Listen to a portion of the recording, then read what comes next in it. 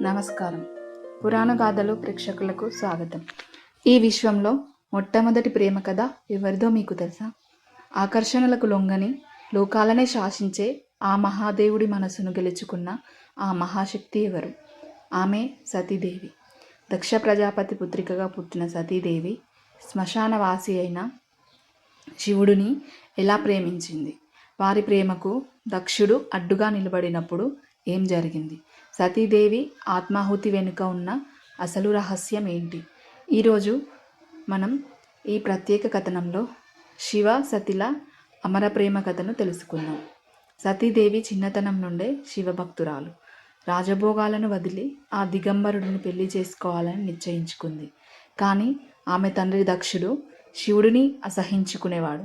అయినా సరే సతీదేవి అడవికి వెళ్ళి కఠోరమైన తపస్సు చేసింది. కేవలం ఆకులు తింటూ శివనామాన్నే జపిస్తూ గడిపింది.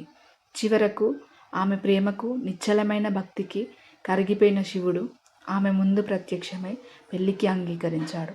ఒక యోగి అనురాగిగా మారిన అద్భుత క్షణం అది. దక్షుడు ఒక మహాయజ్ఞాన్ని తలపెట్టాడు. అందరూ దేవతలను పిలిచాడు. కానీ తన అల్లుడైన శివుడిని మాత్రం పిలవలేదు. తండ్రికి తన భర్త గొప్పతనం అర్థమయ్యేలా చెప్పాలని సతీదేవి పిలవకపోయినా ఆ యజ్ఞానికి వెళ్ళింది. కానీ అక్కడ దక్షుడు అందరి ముందు శివుడిని హీనంగా అవమానించాడు. శ్మశానంలో తిరిగేవాడు, పాములను ధరించేవాడు నాకు అల్లుడు కాడు అని గర్జించాడు.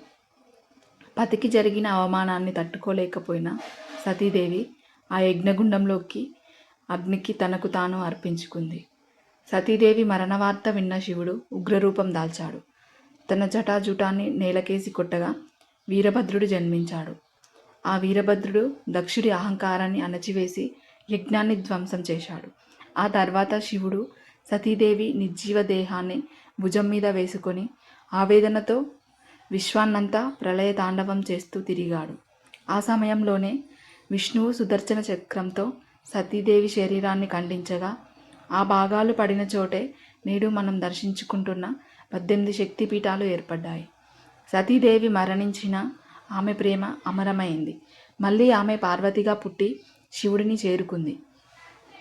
ప్రేమంటే కేవలం కలిసి ఉండడం కాదు, ఒకరి గౌరవం కోసం ప్రాణాలైనా వదలడం అని ఈ గాథ చెబుతుంది. ఈ కథ మీకు నచ్చితే కామెంట్లో హరహర మహాదేవ అని రాయండి. మరిన్ని పురాణ రహస్యాల కోసం మన పురాణ గాథలు ఛానల్ని సబ్స్క్రైబ్ చేసుకోండి.